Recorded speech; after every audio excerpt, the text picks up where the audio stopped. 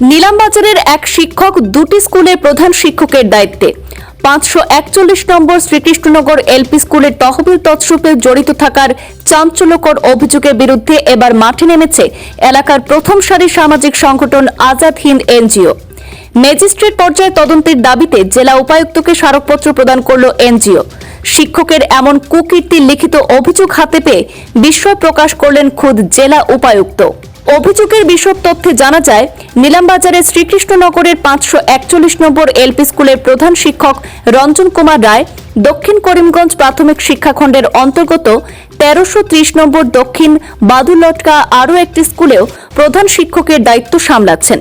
মূলত 541 নম্বর এলপি স্কুলের আর্থিক তহবিল তছরূপ নিয়ে যখন খোঁজখবর শুরু করে তখনই বিষয়টি প্রকাশ্যে আসলে মীরাদিঘির পাড়ের আজাদ হিন্দ এনজিওর পক্ষ থেকে সভাপতি রুহন দত্ত, সাধারণ সম্পাদক মুজিবুর রহমান খান, সহ সম্পাদক ময়নুল হক খান, কার্যকরী সদস্য জয়নুল ইসলাম প্রমুখ এক প্রতিনিধি দল জেলা উপায়ুক্ত মৃদুল কুমার যাদবের সঙ্গে সাক্ষাৎ করে চাঞ্চল্যকর এই অভিযোগের বিশদ তথ্য জানিয়ে ম্যাজিস্ট্রেট তদন্তের দাবিতে একটি স্মারকপত্র প্রদান করেছেন।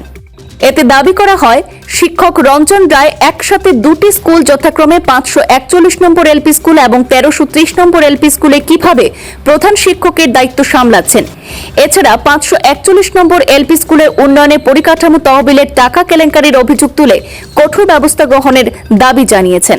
আজকে আমি আমার করিমগঞ্জ ডিসি স্যারের লোকের সাক্ষাৎ করছি। বর্তমানে মূল উদ্দেশ্য হইল তাহলে দেখা করার কথা হইল কিছুদিন আগে আমি একটা সংবাদ মাধ্যমে আমার দেশের একটা নিউজ আমার 541 নং শ্রীকৃষ্ণনগর এলপি স্কুলের যে দুর্নীতিটা হচ্ছে, এমনকি আমার এই হেড টিচার যে আমার রঞ্জন রায় স্যার, তাই এক হেড টিচার দুইটা স্কুলে তাই কাজ চালিয়ে দেয়।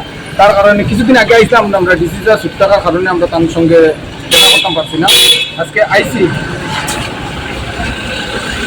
তো আমার পরে তাদের দেখা করছি, এমনকি আমরা মেমোরেন্ডাম দিয়েছি তাদের আশা দিচ্ছি নতুন অতি শীঘ্রই যাই আমরা এই অ্যাকশন দিলাম।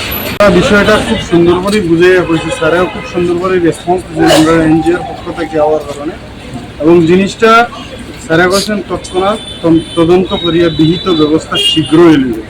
যেহেতু ফান্ড ইউটিলাইজেশন আশেপাশে সব স্কুলও হয়ে গেছে, শুধু ওই স্কুলের হইল না, কারণ কিটা এবং এক হেড টিচার দুই স্কুলও কেমনে তখন এবং ইঞ্জিনিয়ার এই ফান্ডটা কেমনে রিলিজ করলো, এই জিনিসটা তাই খুব সুন্দর করে আমরা বুঝিয়ে গেছি। তাই বুঝছেন আমরা আশা ভরসা দিচ্ছেন যে খুব কম দিনের ভিতরে তদন্ত করিয়া বিহিত ব্যবস্থা নেবে।